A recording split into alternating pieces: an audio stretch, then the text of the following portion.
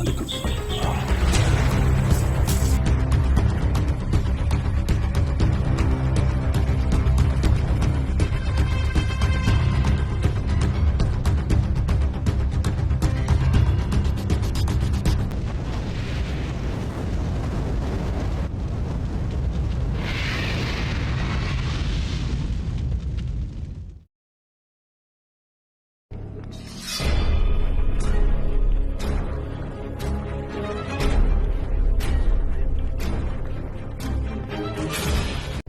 Tayo bro. Alam mo ba? Sino una?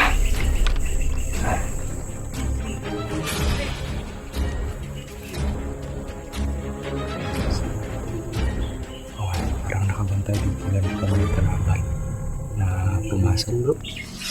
Sino yung tatabitin mo sa dalawang yan? At mo andito? Marami kaming bahala sa likuran ko.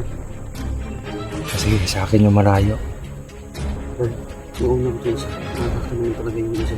Oo. Hindi ko na bahala. Sige. Nasa dandaan lang.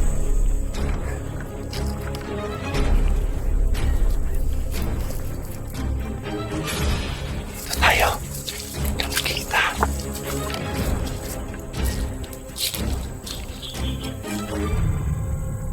Wala ka. Wala ka bro. Sabi ko sa likod. Oo.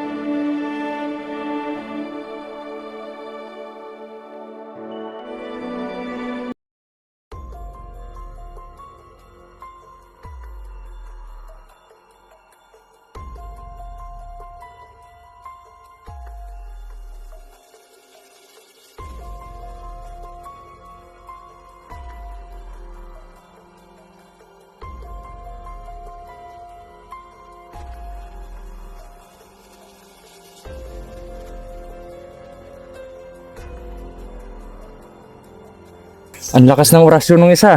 Grabe nga eh. Parang may pinagmanahan kay Maui yun.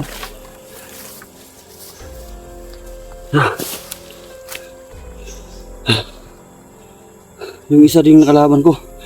Parang kapareho ng kakayanan ko ah. Parang nagagaya nila yung kakayanan bro. Oo nga.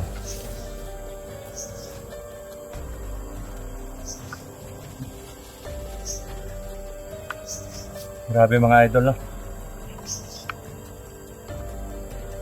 Malalakas pa din. Nabitawan ko yung samurai ng dahil sa lakas ng tigalbo ng isang yun. Pero patay pa rin siya. Ang gamit sila nito sa bro. Oo. Natigalbo na din yung mga kalaban, mga idol, no? Kaya kailangan mag-ingat talaga.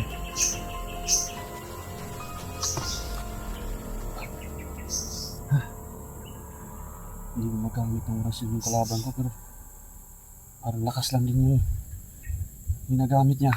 Okay. Yung lakas lang yung gagamitin niya. Hindi ako papatalo dyan.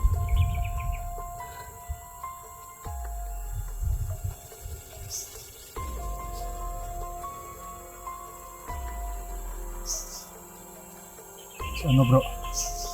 Tayo bro. Para doon tayo sa ilog dadaan? Doon banda sa ilog, yung sa gilid ng sapa? Mas okay lang bro. Hindi wala tayo mami. Kasi siguro wala namang nagbabantay siguro doon ngayon eh. Sana nga.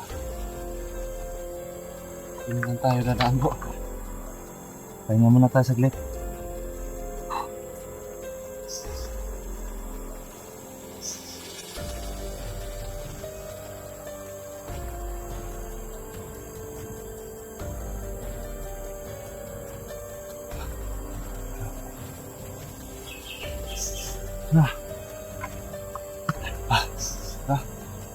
Tayo na. Mga idol na. Parang may balak ba silang kunin bro? Ha? Babantay pa sila eh. Oo nga eh. Kaya natunugan tayo na. Alam kasi nila bro na pupunta tayo dito or pupunta ako dito. Kaya minabuti nilang magbantay. Pero Ano naman siguro nila bro, parang walang mag-isa. akala nila ako lang mag-isa.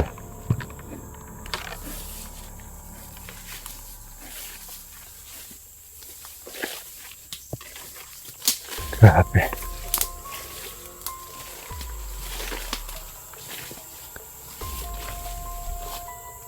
Bro, okay ka lang bro? Bro, Medyo hindi ka ba nahirapan dun sa kalaban mo? medyo din. Basta nila.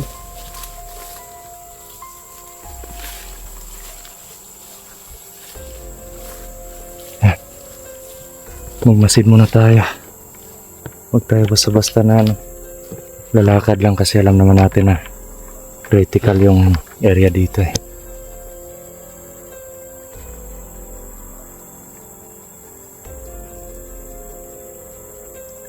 Grabe, hanggang kailan sana kaya maubos yung kalaban dito. At sana ibitawan na nila tong lugar na to. Parang Kasi hindi ubos yung kalaban bro. pero hindi rin naman ako titigil sa kanila eh. Pag hindi Puot na dinadala sa dibdib bro. tama ka dyan. Kaya matatapos tong labanan to.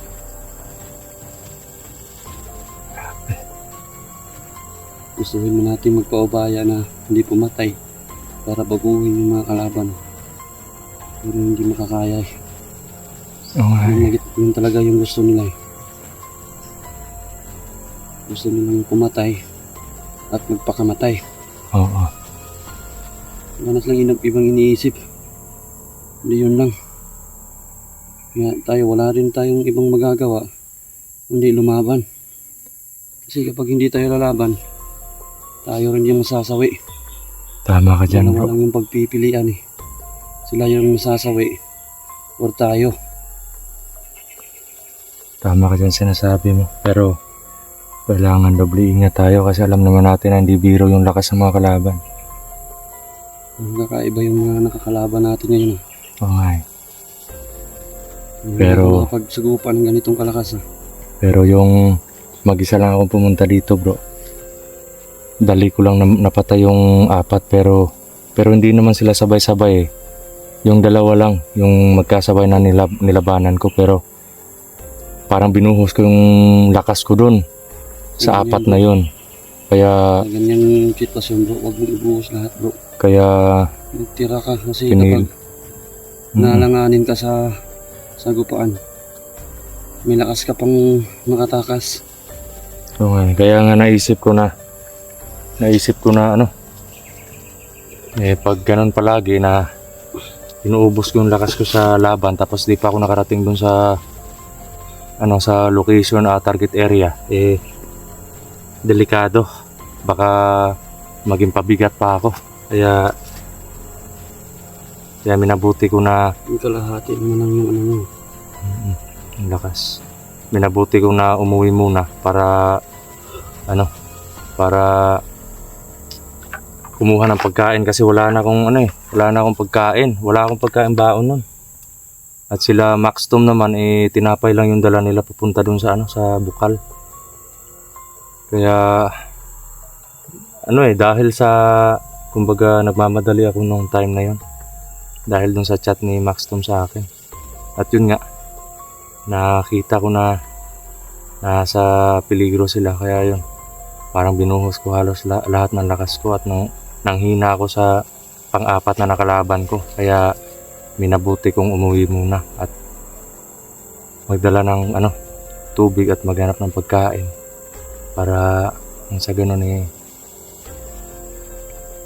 nailakas din tayo para lumaban. At isa na din sa rason para makuha kita doon, or baka okay ka na or wala ka nang ginagawa. Kaya yun, alam ko naman na hindi mo kami tatalikuran. Buti nga yung pagpunta mo sa bahay, natsambahan mo kung nandun eh. Oo nga, yun nga yung swerte, plano talaga ng Panginoon yun kasi Papasok sana ako sa trabaho nun. alam ko Buti naman naabutan mo pa ako. Hindi natin ako magagawa kaya tutulong talaga ako. Kasamahan niyo rin ako eh. Samahan ko rin kayo. Kaya kung sino yung mga agribado, tutulungan. Tama ka dyan. Hanggat kaya natin tumulong, tutulong tayo. Kung tayo dadaan sa sapa bro, Pupunta tayo dun. wala. Sigurado kung walang nagbabantay dun kasi yung pagkakalam na hindi tayo dadaan dun kasi tubig yun eh. Hmm. Hindi na alam yung kakayanan mo sa tubig eh. So yun mga idol, no? Doon po tayo papunta. Hindi lang tayo hapak sa tubig. Oo, doon po tayo papunta mga idol. At kailangan doon po banda mga idol, nakikita nyo po. Doon po banda, ilog po doon banda. Straight lang po tayo. Kaya sana magtagumpay tayo bro. Ano? Tara bro. Daan tayo doon sa ilog. Dito tayo dadaan. Grabe, parang may sa mata ko. Ito.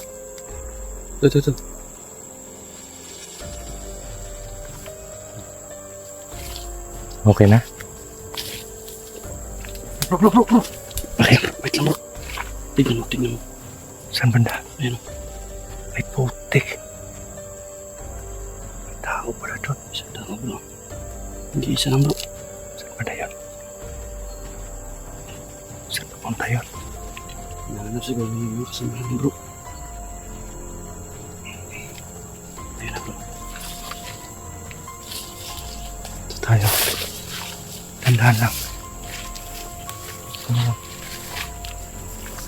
Naka-ano yun eh. Naka-orange yun eh.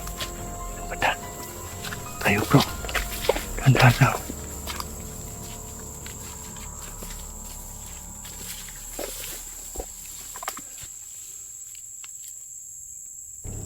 Isa lang bro.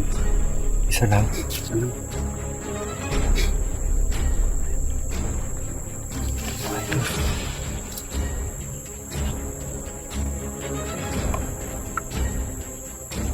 Tandaan tayo.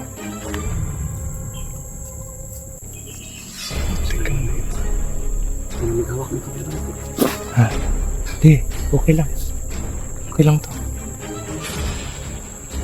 Patay pa rin yan sa atin ngayon. Bro, sa mga ganyang kaso, alam mo na yung gagawin. Dating gawin tayo. Ha? Dito tayo, gagapangin natin yan. Kumpiyansa na parang nakatingin siya dito sa ating nakaharap dito.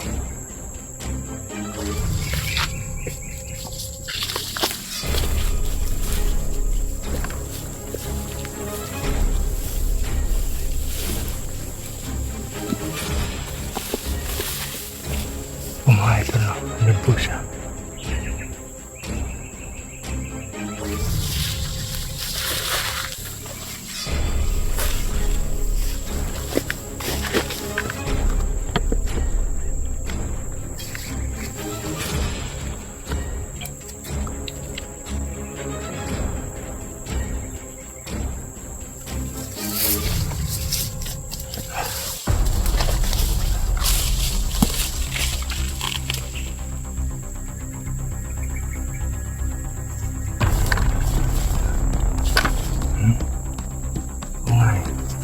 Alam nila na nandito tayo. Parang gano'n na. Kasi umihalap siya.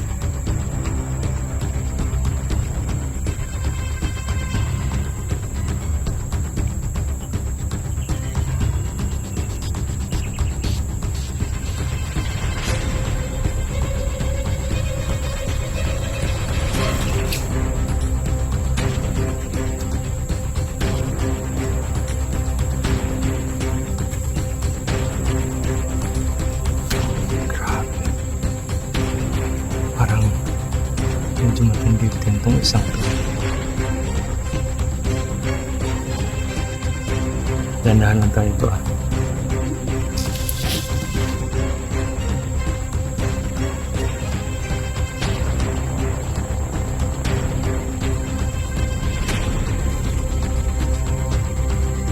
Kumpiyansa.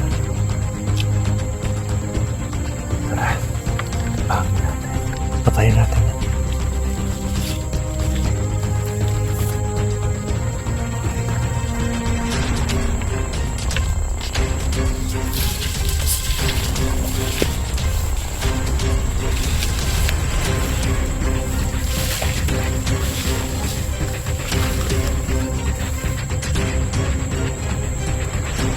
Parang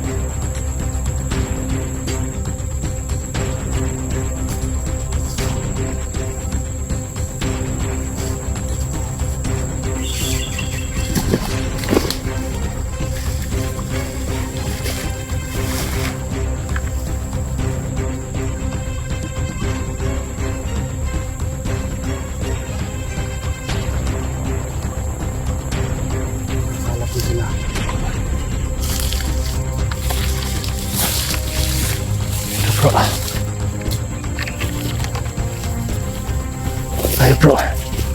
tayo banda dumaan oh.